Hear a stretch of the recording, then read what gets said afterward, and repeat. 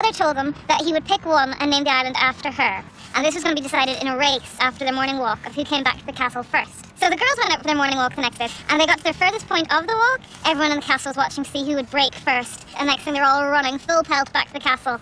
And Eireg was first back in the gates. So she had the island named after her, and Banbag was left with this, the crown and Ireland's head. It's not quite the island though, is it? Not quite the island. And then Eireg went and wrote her name on it down there. Yeah, just making sure everybody knew. So the goddess Era won the race back to the castle, beating her two sisters.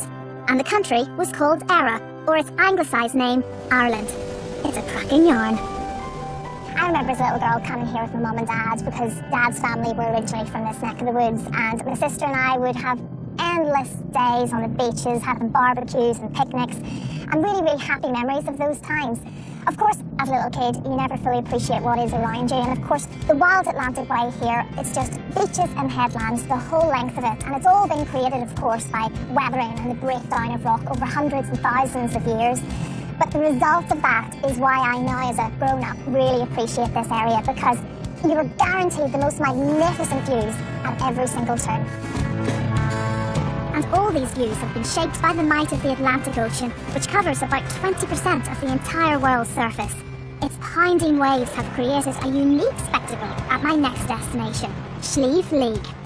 One face of this vast mountain boasts some of the tallest sea cliffs in Europe, and the road up to see them is pretty steep. We're almost 2,000 feet high.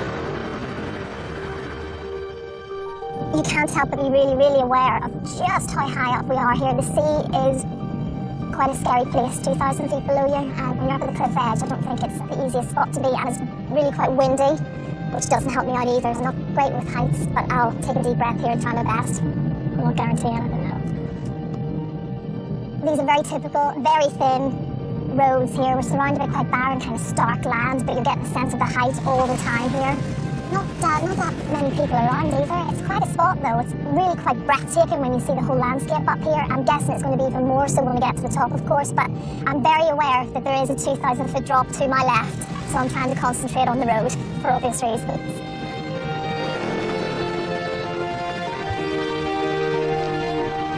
This is it. It's as far as the little car's going to take me, and it feels like you've come right to the very edge of the earth here. There's a huge, huge drop just there. And we're not even at the top yet. To really appreciate the sheer scale of the cliffs, you've got to get higher up the mountain, and you have to go on foot. This is Paddy Clark. He's a local man who's been hiking up here for years and knows these cliffs better than anyone. So where are we heading to, Paddy? Christine, I'm taking you up here, on up at the top of the cliffs here to a place called the Eagle's Nest. So Paddy, what makes these cliffs so special for you? Well, it's the rawness and the rugged beauty that's in it, and the sheer magnificence of it rising up out of the ocean. It's hugely dramatic, isn't it, from this perspective as well? Oh, it is, yes. Yeah, it's always dramatic here. The light changes here constantly, but it has its own little ambience, its own different air and effect. Below us, two huge rocks sit out in the water that look like a table and chair. They're known in local folklore as the Giant's Desk and Chair. The Giant's Desk and Chair is the sea stacks. And these sea stacks, see these dotted along the coast here? You do, and there's more along the cliffs way down the other end of the cliffs there. You can see some more, where the ocean has eroded on the inside and just left you the stack. That would have been a headland reaching into the ocean there. And over time, the sea is coming in around it, in at the base on both sides. And the sea is actually eroding in at the base at the mainland. And eventually you get cracks and the sea gets through. And then you have a little cave, and a cave grows to be an arch. And then eventually that arch collapses. And you're left with these sea stacks out on their own. This whole area is called Slieve League, or the Mountain of the Flagstones. Right up until the 1800s, people came to this remote site and mined quartz flagstone, used for roofing and paving all over Ireland. And there's still flagstone pebbles, like the beaches down at the base of the cliffs there. These are quartz pebbles. It's not a sandy beach, it's not a real stony beach, it's totally different. So everything is that bit different up there. You talk about the beaches, there's quite a few of them there just as you dip in and around the headlands. Yes, really the only way to get to them safely is by boat. Unless you're good at abseiling. Right, okay.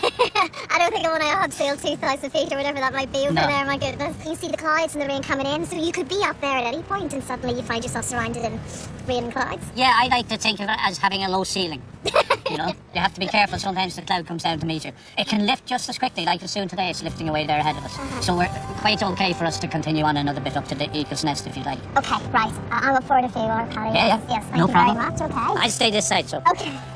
don't walk too near the edge I of the won't. I'm not going to go anywhere near the fall. Stick Thank with the you. path. It's always the advice. I've got to say that is ridiculously high. Just don't go too near the edge. We're just going up here, just up on that height up there. That looks quite precarious though. No, nothing you're like doing it. well. Christine, it's not precarious at all. It's beautiful. And we'll go up here. We'll keep in from the edge. Couple of more steps. Whoa. Just on up here, look. Now you Oh. see something.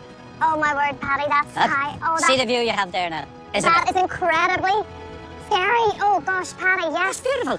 Oh, I can't look down there. No, I can't do that. I'll You're put on the top sight of the world here, I am huh? on top of the world, I am. That's absolutely breathtaking. What a view up here. You have the shafts of light. And all the different colours. See the blues and the greys. It's actually a really kind of special moment. You must feel that. You spend so much time up here. You get to see this all the time. This is just, Well, I do, and it's different, as I say. All the time it's different. You can't but appreciate it. yeah. Yeah. I absolutely get it. I can't begin to tell you just how thrilling this whole experience has been for me today. Sitting here and soaking this in, it's quite a special moment, and it's wonderful to be able to take the time out for all of us, in fact, to appreciate this kind of scenery. It's on our doorsteps for many of us, and it's absolutely breathtaking. It gives you such a perspective up here. You feel so incredibly small surrounded by this vast space, and it's fantastic.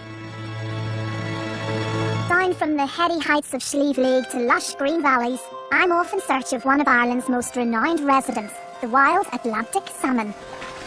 Birgitta Hedden Curtin believes that the Atlantic salmon is the best in the world, and she's going to show me how she smokes the king of fish.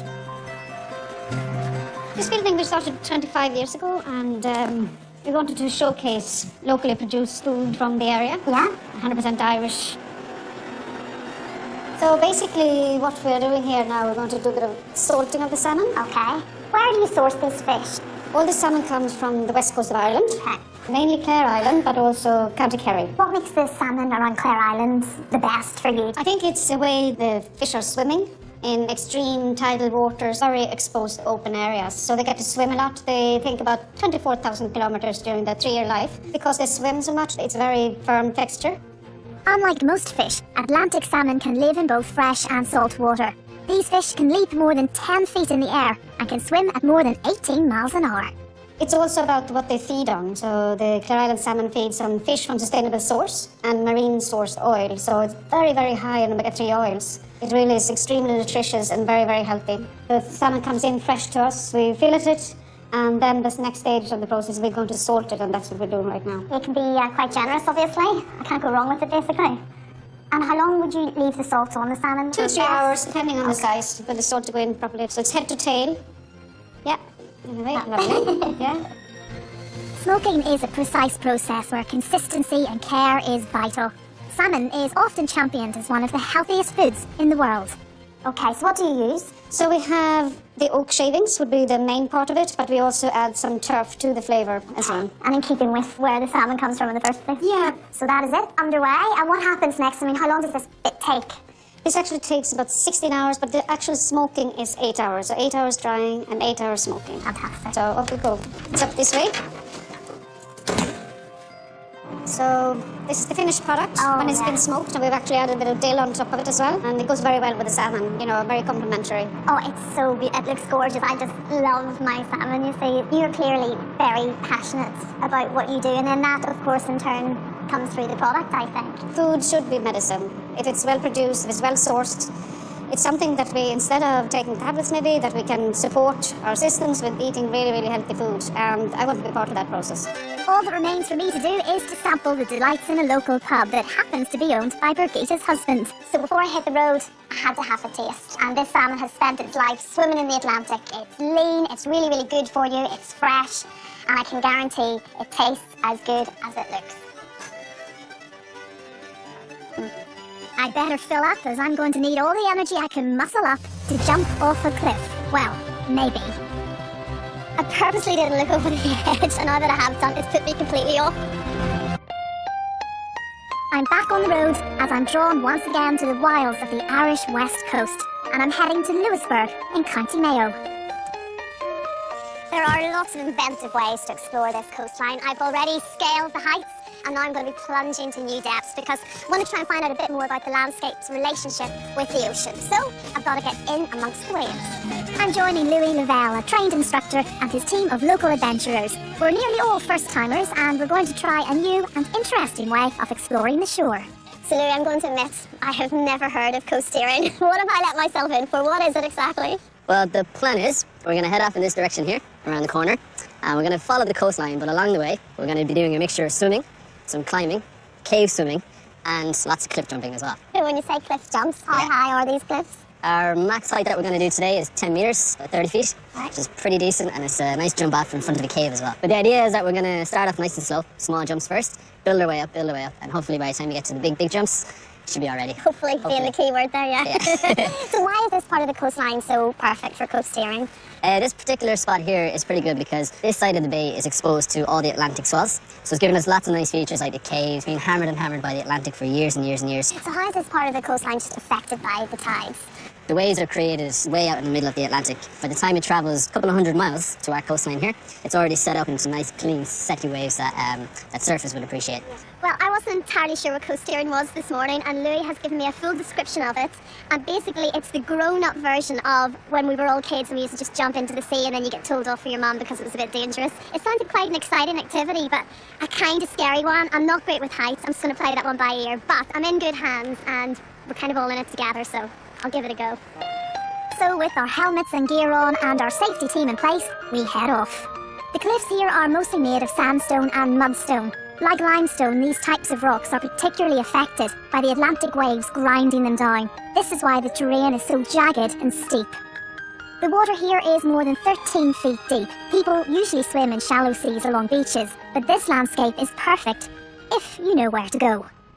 For someone who hasn't done any kind of jumps before, it's a big deal for them, you know, and it can get the old heart ticking, which is it's good for us. That's what we want. What we're coming up to here is called the Pit. So all these names sound really scary, but So gosh, it's a good way to start in the pit, yeah. In the winter months, though, this is absolutely tanking with waves. Like, you wouldn't be able to stand here at the moment. You'd be swept off. Okay, guys, so yeah, this is going to be our first entry into the water. It's going to be nice and fresh. So the idea is that you're going to let that wetsuit fill up with the nice cold water, and then it's going to trap all that water, and your body's going to heat it up, so you'll be nice and warm in a few minutes. So what we're going to do here is basically the belly flap. So you're going to come right up to the edge. The idea is to get as low as you can on your knees, and then you're going to skim across on your tummy, hop out on the far side then, and we'll continue on from there then. I'm going first, apparently. If you come down to the little knoll sticking up there, okay? Okay. This is called the belly flop jump, so this is the one I think I might be able to master. Oh my goodness. Nervous.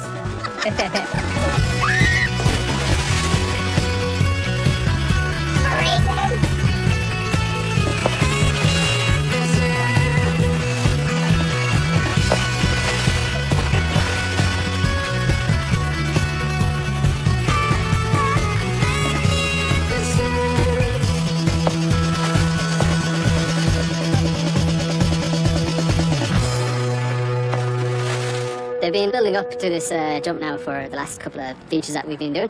Kind of know what to expect when they're coming up to the big one. It's still intimidating, you know, it's not an easy thing to do still, but they're more than ready at this stage to give it a go.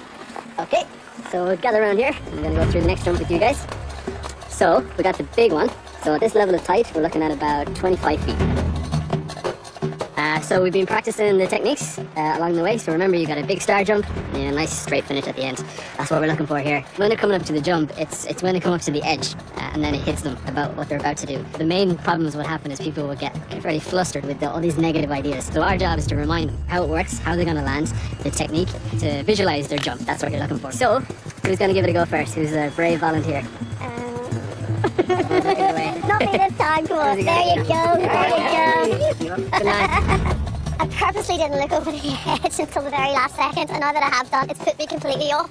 And apparently it's 25-30 feet. It looks way, way higher than that. I have not got the courage to go first. I'll watch them to see how they feel off the other end, but it's ridiculously high. Most of our groups will have about one or two that won't do it. Adults are really set in their ways in terms of fear, so it's much harder for us to get them to do the big jumps. Big moment.